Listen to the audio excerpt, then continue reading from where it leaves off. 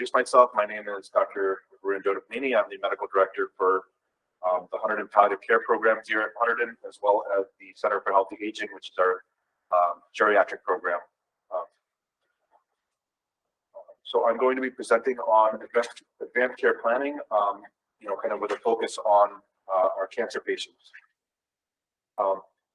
In terms of goals and objectives, the things I'm hoping to address today, what is advanced care planning? What is it addressed during an advanced care planning discussion? Who can help with these discussions? And what are the different aspects of an advanced care planning discussion? Some of the things that we'll talk about are things like a medical durable power of attorney and a POLST form. And just for reference, I also have a couple forms up at the top of the table that Christina's sitting at, just to give you guys an example of what a POLST form looks like and some of our durable power of attorney forms look like. So I'm going to try to make this relatively light, despite the fact that this is kind of a heavy conversation and a heavy discussion. So I'll throw in a couple cartoons here and there. So I thought this first one on the I guess the right,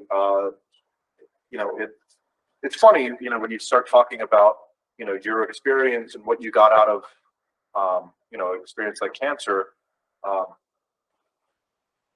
it can often it may not lead to the discussion that you're hoping for. And so the reason for this formal advanced care planning as a part of your medical visit is to focus the discussion, to try to identify and address those issues that you would otherwise try to avoid. These are not easy conversations to have. These are not easy topics to discuss. Part of these topics are often that dreaded word that starts with the letter D, death. And so we need to recognize that we can't avoid that. We have to talk about these things. And because at the end of the day, this is the way we do right by our patients. If all we do is give the most rosy of pictures and only talk about the best case scenarios about how every treatment is going to work, then we are not going to do right by our patients. We have to potentially prepare them for the possibility that treatments may not work, or in spite of treatments, their quality of life may not be what they are envisioning, and so we need to prepare them for that. This other cartoon I just thought was kind of funny. There's no right or wrong way to have a discussion. Some patients love the give it to me straight approach. Others, it's a process. Having said that, what is advanced care planning? Advanced care planning refers to all aspects of addressing a person's care wants, possible needs, and providing an appointed person to execute those wishes when the person is unable to speak for themselves. So what does that all mean? What it boils down to is knowing what's going on with your health and knowing what may happen with your health in the future. How would you want to proceed with your care? What treatments would you consider? What treatments would you say are a step too far? And as a part of that conversation, if the time comes where we need to discuss your end-of-life care, what is important to you? That's the gist of what an advanced care planning discussion is. Advanced care planning, or ACP, as I kind of put in here, is a process. It's not an event. It's not one singular conversation. It happens over time. It's longitudinal and often changes. So, a patient that may initially say, yes, I would want to try everything, and I'm receptive to chemotherapy and radiation and surgery, and yes, I would be up for clinical trials, may change their mind on some of those things, and we see that all the time. Other patients may start off with, oh, you know what, maybe I don't, I don't like the idea of chemotherapy. I've had a friend who had terrible experience with that, and I would never want to do that. And after further discussion, their views may change. And so it is a longitudinal process. It's not a singular event. And again, during these discussions, a person explores, discusses, articulates, and documents their preferences. The process helps the person to, patient and family, to identify and clarify their personal values and goals about their health, their medical treatment, and overall care wishes. They identify the care they would want and not want, and to receive and what they would want to receive in various situations. The person also determines who they would like to make healthcare decisions on their behalf in the event they're unable to make decisions.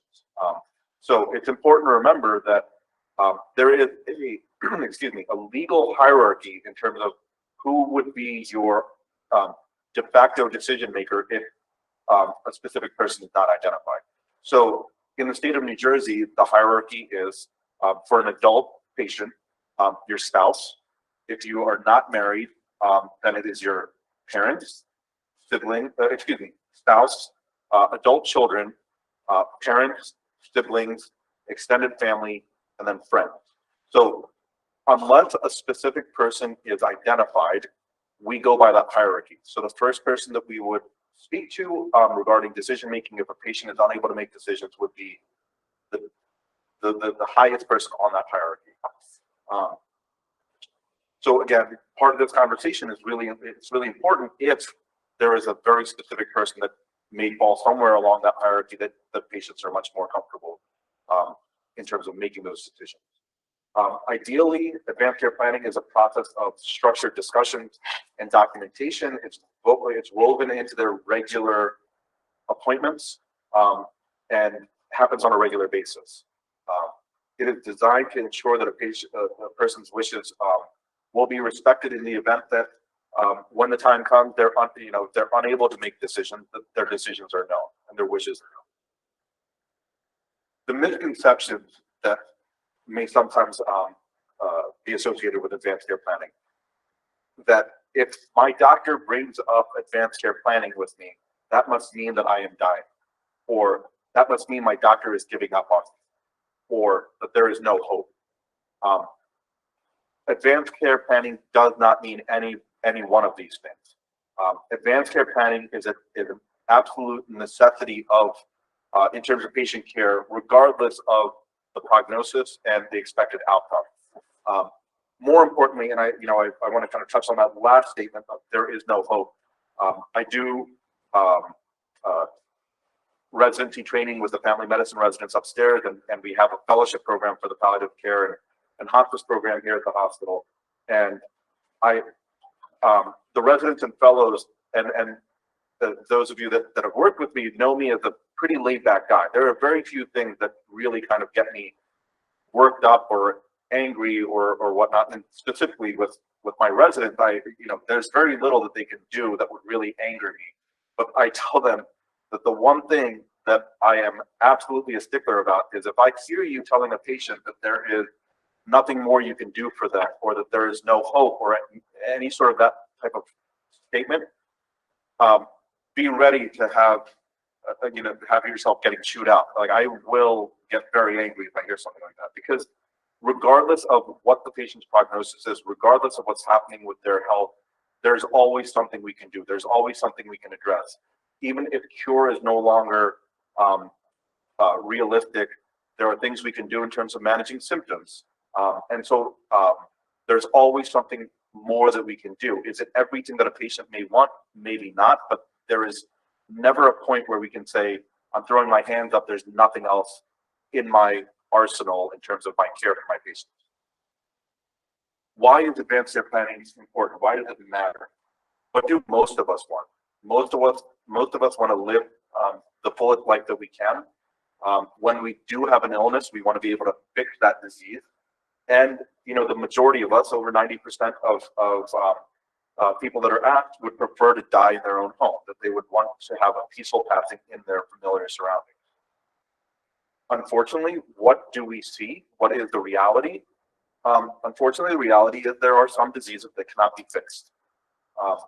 And on a healthcare level, in spite of the wishes of patients, 90%, as I said, 90% would prefer to die at home. The reality is that about only 23% of patients have a peaceful passing at home.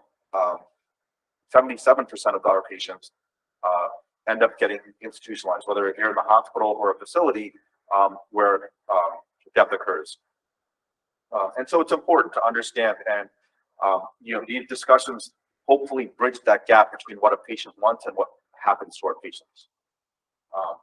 For some patients, and it is sometimes unavoidable that they have to be hospitalized for whether it's for care or what have you. And some patients at the end of life will decide, despite what they may have previously expressed, that they want to be in the hospital because they feel more comfortable. But there is a significant portion of our patients who, if given the opportunity and if they have had the opportunity to make that decision, they would have much rather been at home. When should you start these discussions?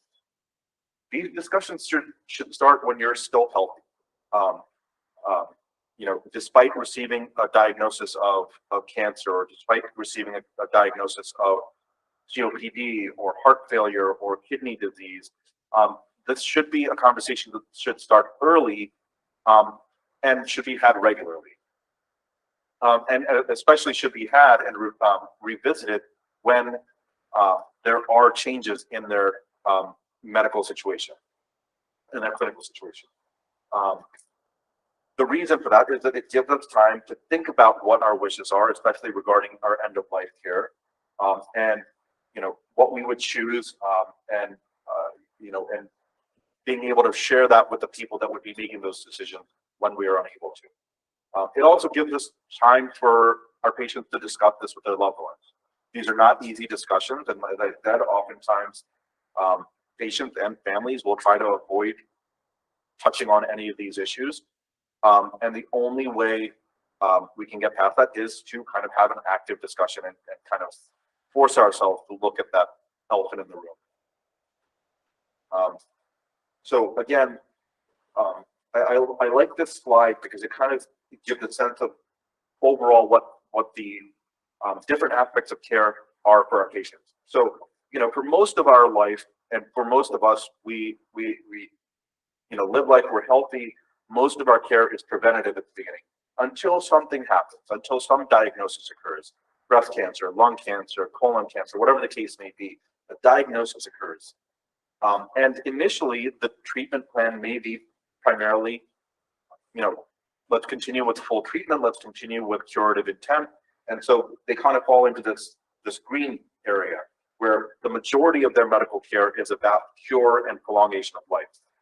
Unfortunately, we know that with some of our patients, as they progress, that goal of cure and prolongation of life may become more and more difficult, and the priority of symptom management may become a bigger and bigger part of their care plan.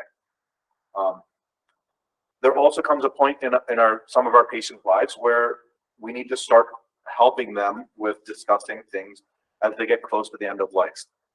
What are their wishes when that point occurs?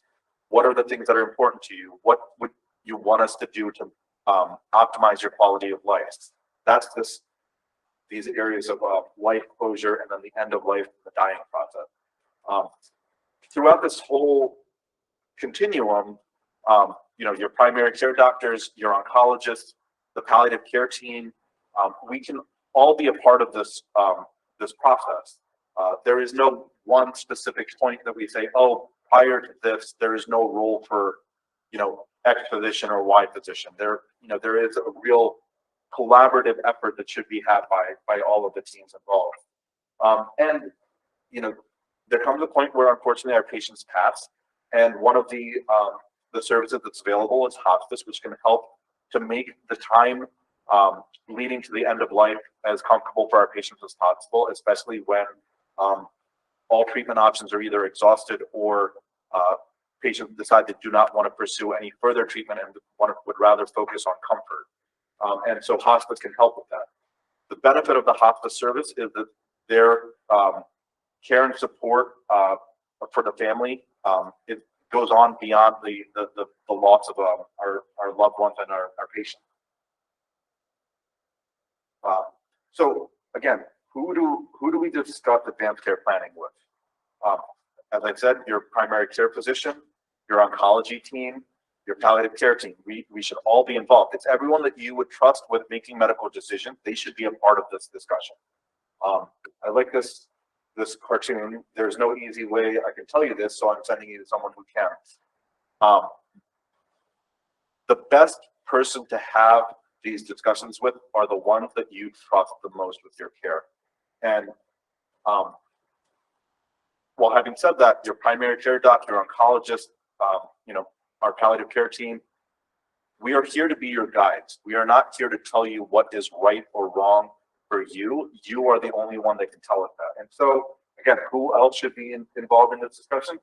You and your family. And I include you because before you can express what your wishes are to anyone else, you have to first figure out what your wishes are going to be.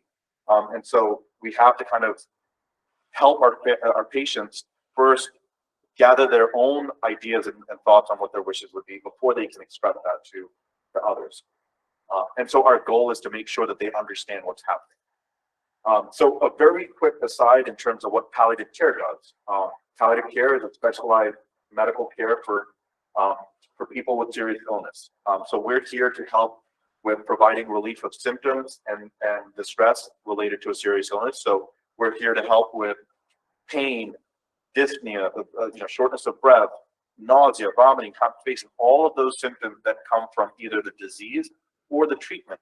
Our goal is to manage those symptoms as well as possible so that patients can continue to either receive the treatment that they want to continue or continue to live as well as they can. Again, the goal is to improve quality of life for both patient and family. So what does the palliative care team do? So we can see patients in a variety of settings, whether it's home, in our outpatient clinics, or in the hospital. We often see patients in the cancer center to help make it a little easier for our patients rather than having to kind of trek from one office to the next. We also utilize telemedicine to help, you know, kind of decrease the burden of all of these physician visits. And so, again, we see patients in a variety of settings. How do you know if palliative care is right for you or your loved one? If they have any sort of chronic illness. And again, if you're walking through the doors of the cancer center, we know that there's inherently a level of stress that needs to be managed. And I know the cancer center does a great job of addressing that. But we're here to help with that as well. There is no particular stage where it is either appropriate or inappropriate to have palliative care. We are here to help out regardless of what the stage or direction of the disease process is. You can expect that palliative care is here to help relieve those symptoms, as I mentioned. That's the rest I kind of touched on already. But again, we work in collaboration with your other physicians and specialists. So, you know, we work very closely with the cancer center and the oncologists, but we also work very closely with, you know, our critical care docs in the ICU and the cardiologists and our primary care teams in the community. So kind of getting back to advanced care planning, one aspect of advanced care planning is the advance directive, which is a document that kind of helps to guide and summarize what your wishes are regarding your care. A couple of different examples of advance directives are the living will, the PULSE form, the practitioner orders for life-sustaining treatment, and I have copies of both in the back of the room. The goal of an advance directive is to help provide instructions about your healthcare decision, you know, in addition to what you would want us to do in an emergency, as well as some of the other decisions, like would you want to donate organs or tissue, you know, after your passing. I'm going to briefly talk about the differences between the living will, and I'm going to get more into PULSE form in a second, but specifically the differences between a living will and the PULSE. So for the most part, we do have a living will form here in the hospital, but for the most part, when we talk about living wills, they're usually completed by patients and families with a lawyer. It's often done as a part of, you know, estate planning or you know, other legal planning. While it is great that patients are, you know, thinking about what their wishes would be in the event of an emergency, and you know, a living will is helpful in that regard, there are some drawbacks. The main drawback is that the form doesn't often provide as much clarity as we would hope. And the reason for that is that you're talking about a form that is addressing medical issues, but is being completed with, a legal professional. I like to joke around that sometimes you want a lawyer helping you with medical decisions as much as you want me helping with your legal decisions. And so that is one of the drawbacks of the living will. The other drawback of the living will is if, God forbid, there is an emergency and 911 gets called and EMS shows up, it is not a binding document. And so EMS is not required to follow the living will. And to be completely frank, oftentimes the living will is pages long and is not as clear as you would hope it would be in the for emergencies. So that's why a post is often a better document to complete.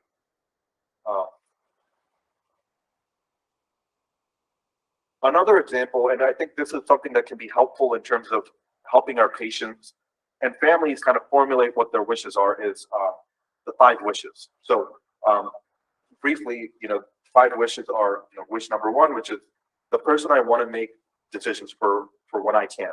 Who is that person?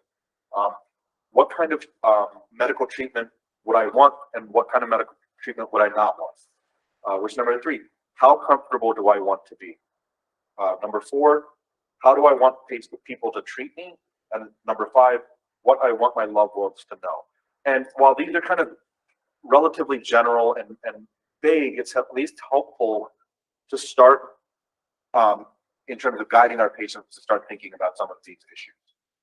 Now, a much more focused document is the post form. And as I said, there's copies up at the back of the room, but I don't know how well you can see this, but that's what the New Jersey post form looks like. It is often printed on green paper. It doesn't need to be printed on green paper. We print it on green paper because we want it to be as easily identifiable as possible, because we often tell our patients, don't put this away with your other legal documents in the back of some closet. Make sure that you have it, hanging on your fridge, or have it somewhere where it's readily accessible, so that if there is an emergency, you can easily find it. And EMS and emergency professionals often know to look for, or if they see a green form hanging on a fridge, they often will go and look at it to see what the wishes are on the post form.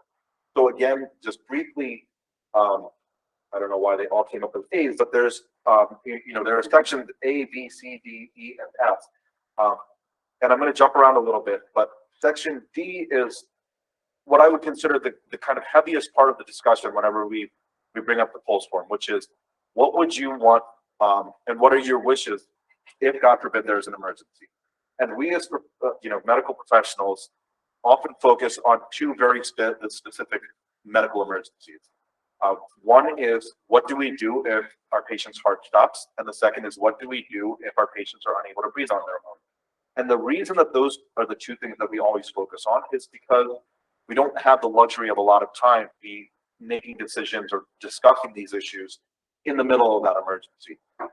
Everything else, for the most part, gives us a little bit of time. You go into renal failure, doctors are talking about dialysis. Yes, there's maybe some time to sit down and really talk about the pros and cons. When you're unable to breathe, we need to do something right away. And especially if, God forbid, your heart stops, if the plan is to resuscitate, we need to start right away. So I will very briefly give you a summary of how I address these issues with my patients. So oftentimes I'll break it up and I'll say, in terms of that airway emergency, the issue is you're unable to breathe on your own. You're either in the hospital or you're in the community, but we've tried medications, we've tried giving you additional oxygen, we've tried oxygen via a mask, but those are insufficient. What is your wish? Would you want to have a breathing tube placed in your mouth down into your airway and connected to a breathing machine? The goal of that breathing machine is always to buy us time to fix whatever caused that underlying breathing emergency. But there is always the potential risk that either because the lungs are too weak or because the patient is just clinically too weak, that they may not be able to get off of that breathing machine again. Having said that, our patients often have one of three responses. The first is, doc, I want you to do everything possible, and that means, if you have to intubate me and put me on a breathing machine, I'm okay with that. And if I'm unable to breathe on my own, in spite of reversing whatever reversible cause you can, I would want to remain on a ventilator indefinitely and potentially for the rest of my life. And that may include having to do a tracheotomy, and that may include me living the rest of my life or the remainder of my life in a facility. That's kind of the most aggressive option. The second is some patients will say, I'm okay with being intubated. I want you to try to reverse whatever caused that emergency. But if you're unable to reverse that issue, or I am too weak to breathe on my own, I do not want to tracheotomy. I do not want to be on that ventilator forever. At that point, I want you to take the tube out, make me as comfortable as possible, allow me to breathe on my own if I can, and if I can't, allow me to have as peaceful and natural a passing as possible. And that's what we call a trial of intubation. And finally, some patients will say, do whatever you can to avoid that emergency, but if I can't breathe on my own, I do not want to be on a ventilator. Just focus on keeping me comfortable, and if it's my time, allow me to have that natural, peaceful passing. And that's what we call a do not intubate order. That is what we do in an airway emergency. The second emergency, as I mentioned, is what do we do if, God forbid, someone's heart stops? And I often tell patients, we do CPR as a part of the process of trying to restart a patient's heart, but CPR in real life is not like what you see on TV or in the movies. You see it in the movies, they do a couple taps on the chest, patient wakes up, and you never know anything happened. The reality is that we are pressing hard enough on a patient's chest to pump the heart from the outside. That means there's a risk of breaking ribs, there's a risk of causing internal bleeding, there's a risk of causing pain. And that's not to scare any patient to make one decision or another, it's just the reality of CPR. And with that information, if you say, yes, doc, I would want CPR if God forbid my heart stops, then at least we know what your wishes are. Alternatively, some patients will say, do whatever you can to avoid that emergency, but if my heart stops, then it's my time, just make sure that I have as peaceful and natural a passing. But do not put me through that extraordinary measure of CPR. So that's section D. The pulse form also addresses things like, would I want artificial nutrition, specifically surgical feeding? So, would you want a peg tube to be placed to provide artificial nutrition for a prolonged period of time if you're unable to eat or drink by mouth? Those are the main medical scenarios that this pulse form addresses. It does also kind of address, ask the question of overall, what are your views on your medical intervention, which is section B, which is, if you got sick, would you want to come back to the hospital? And if you did come back to the hospital, how aggressively would you want us to manage your care? Would you want us to basically consider everything? Is going to the ICU on the table? Is surgery, dialysis, is everything a consideration? Not to say that you'll say yes to everything, but is everything consideration? If so, then full treatment is kind of what you're hoping for or looking for.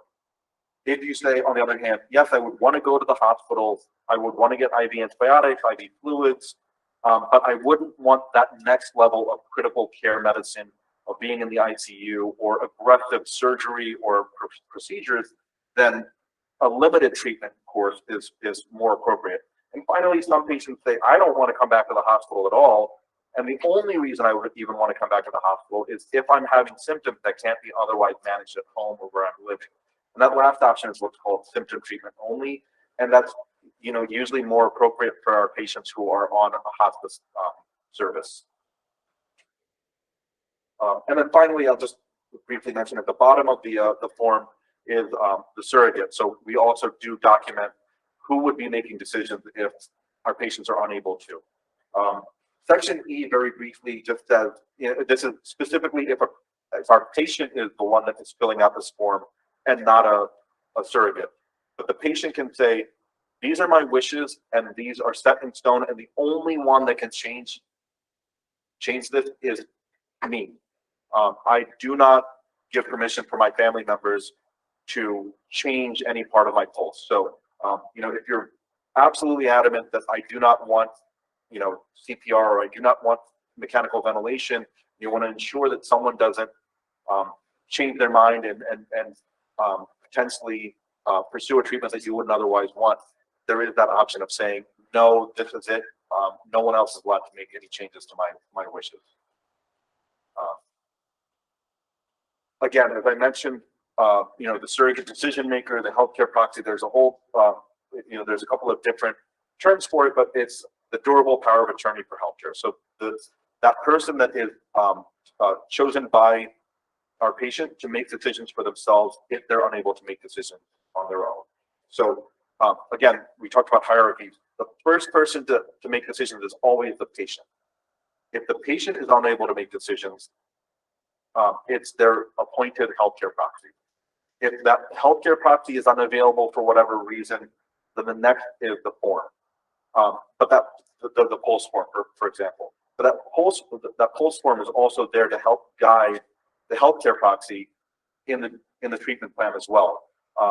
One of the added benefits is that having a pulse form reduces the burden on families to have to make decisions that they otherwise would struggle with. Sometimes it helps families to know, my loved one already thought about this and this is what they wanted, rather than saying, oh my gosh, I can't believe this is falling on me to make decisions. I'm going to briefly also just mention hospice, since I briefly brought it up earlier. Hospice is a service for a very specific subset of our population. It's for those patients who are no longer pursuing active treatment for either cure or prolongation of life. They are focused on quality of life. And so their goals now are to manage symptoms, to reduce kind of their healthcare footprint. So to reduce those visits to the emergency room. Those patients that say, I don't want to come back to the hospital anymore. These are the patients where hospice is appropriate. And what is hospice? It's a service. It's not a place that you have to go to, but it's a service where a physician like myself, a nurse, a social worker, who are specifically trained in comfort care and end-of-life care, are here to help kind of maintain your quality of life for however long you have. Hospice is not there to do anything to hasten the process. It's about understanding that the path that you're on, our goal is to make it as comfortable for you as possible. And when the time comes, we're here to make your passing as peaceful and as natural for you and as peaceful for your family as possible. And so I'm going to kind of end with one of my favorite poems, and it often kind of, I'm reminded of this poem by a lot of our patients. You may have heard of it. It's Invictus. It's by William Ernest Henley. Out of the night that covers me, black is the pit from pole to pole. I thank whatever God may be for my unconquerable soul. In the fell clutch of circumstance, I have not winced nor cried aloud. Under the bludgeonings of chance, my head bloody but unbowed. Beyond this place of wrath and tears looms but the horror of the shade, and yet the menace of the years finds and shall find me unafraid. It matters not how straight the gate, how charged the punishment of the scroll. I am the master of my fate. I am the captain of my soul.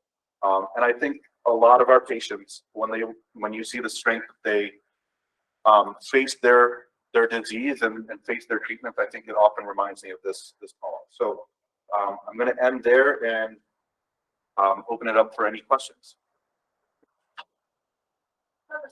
Sure. From what I understand, the living will intensive care at any time, even if you don't have a diagnosis. Yep. It's all something that you would wait until you have a diagnosis of a teacher. Yep. And it did at a different age. Great question. So none of these forms are ever need a prerequisite disease. They can be completed at any time. There are times where, for example, I have patients upstairs who I help complete a pulse form for, who are 90 years old, but otherwise healthy. They just kind of had a little bit of a bump in the road and they're here in the hospital because of a pneumonia or something. And we say, hey, listen, maybe it's important to have this conversation, but there is no prerequisite diagnosis or prerequisite prognosis that needs to be present to have these discussions. The only thing, as I mentioned, is the difference between what a living will affords you versus the more versus the pulse form, which is more of a medical directive that can be followed by medical staff outside of the hospital. And the whole, you showed in New Jersey, is that one state specific? Unfortunately, yeah, unfortunately, there is no federal pulse form. There are initiatives to try to standardize, and so most states, especially in up here, if we're talking about the tri-state area, New York, New Jersey, Pennsylvania, Delaware, Connecticut. I think for the most part, most states have some version of a pulse, or what the other name or acronym is MOLT, which is medical orders for life-sustaining treatments. But regardless of what state you're in, the forms are nearly identical and address the same things, but they are unfortunately state specific. There was a question that we've discussed about, if a patient has a pulse form in Pennsylvania and they happen to have, God forbid, an emergency here in New Jersey, can EMS look at that pulse form and say these are the patient's wishes? And the answer is technically, legally, it is not a binding document, but you are allowed to follow the recommendations on that out-of-state pulse form. But it's not binding in the same way that a New Jersey pulse form would be more of a binding document for here in the state. But very good question. Any other questions or comments? I'll do that another one. Yep. Palliative care Yep. does not mean in the sense you could just Absolutely. have a chronic illness and support Yep. palliative care is available. Yes. Yeah. So the only criteria for a patient being a candidate for palliative care is that they have a chronic illness. And the reason why is that criteria present? Well, the way we manage symptoms for a patient who has a chronic illness is different than a patient who has an acute illness, right? So, the example I give is, if you get a paper cut, you're going to have pain, but that paper cut will heal and the pain will go away, right? That patient does not need palliative care. But a patient who has, unfortunately, cancer, they may have pain on an ongoing basis that requires a different type of mindset in terms of how do we manage that pain. A patient who has COPD and has shortness of breath, there's a different mindset in terms of how we manage that symptom, especially knowing that unfortunately for a lot of these patients, these diseases are progressive and they do unfortunately worsen over time. And so symptoms also worsen over time. And our goal is to manage those. And that is a different, it takes a different strategy and a different regimen for chronic illness than, again, the acute setting, where we know that at some point those symptoms will subside or resolve. And as you said, so again, that's palliative. If you think of palliative care as the umbrella, hospice is a very small subset of, how do I take care of the patient and manage their symptoms when their chronic illness has reached a point where active treatment is no longer available or a consideration. And so really everything is about comfort and keeping them, feeling as well as possible where they're living, and really reduce the burden of coming back and forth to the hospital.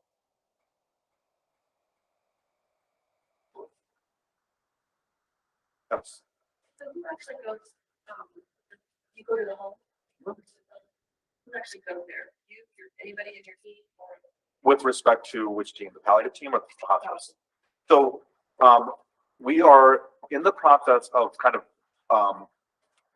evolving our home-based palliative service. So for the last few years, especially with the COVID pandemic, we've really focused on providing care for our inpatient hospitalized patients. Now we've had an outpatient office. We continue to, we've been working very closely with the cancer center, but a lot of our resources were kind of focused on hospital care. And I think, knock on wood, we finally have that opportunity to kind of say, we've done the things that we needed to do. We've implemented the processes that we needed to manage our patients in the hospital. Now we really need to get further upstream in managing our patients in the community. And so part of that is that we're doing all the things that we're doing now. We're going to continue to do, which is seeing patients in our office, seeing patients in our cancer center, seeing patients virtually with telemedicine. But we are also going to utilize our home health program to develop remote patient monitoring services. We are going to also, in the event that patients really do need care in their home that they wouldn't otherwise be able to come to our office or can't adequately utilize virtual medicine for, we will start to make those visits. So right now, it's, previously those home visits were on very much a as-needed basis. Attention please, College Grove, on file south of 531A. Attention please, College Grove, file south of 531A. Attention please, College Grove, file south of 531A. Sorry about that. But going forward, while we hope that the need for home visits are, few and far between, it is something that we are potentially going to provide. And what does aside from the signs and symptoms, would you suggest turning it over to hospice? And that's a separate team. So it is a separate team. It really comes down to what the patient's goals are. And so if they get to a point in their disease where they say, I do not want to pursue any further treatment, whether it's chemotherapy or whatnot, or if unfortunately they have exhausted all treatment options, or they're, because of performance status, they cannot pursue further treatment, then hospice may be appropriate. Does not mean that every patient who may meet criteria for hospice will agree to it, because again, it's not my decision to make about getting a patient onto hospice. It's when they have reached that point in their disease where they say, yes, I really just want to focus on comfort, and I want to be at home or wherever I'm living, and I just want to have my symptoms managed. That's when hospice is appropriate. But it really comes down to when the hospice philosophy aligns with the patient's wishes. But there are Medicare-based guidelines and criteria about what patients are appropriate for hospice, but that doesn't mean that every patient will say yes to hospice or is appropriate for that if their philosophies don't align. Some patients, regardless of their prognosis or the point in their disease process, will say yes, I would still want to go to the hospital, or yes, I would still want medical care. And if that's the case, then hospice is not appropriate for those patients. Any other questions? All right, so I appreciate you guys joining. And if there are any other questions or concerns, please don't hesitate to reach out to the palliative care team or to Christina Murphy and the cancer team, and hopefully we can help.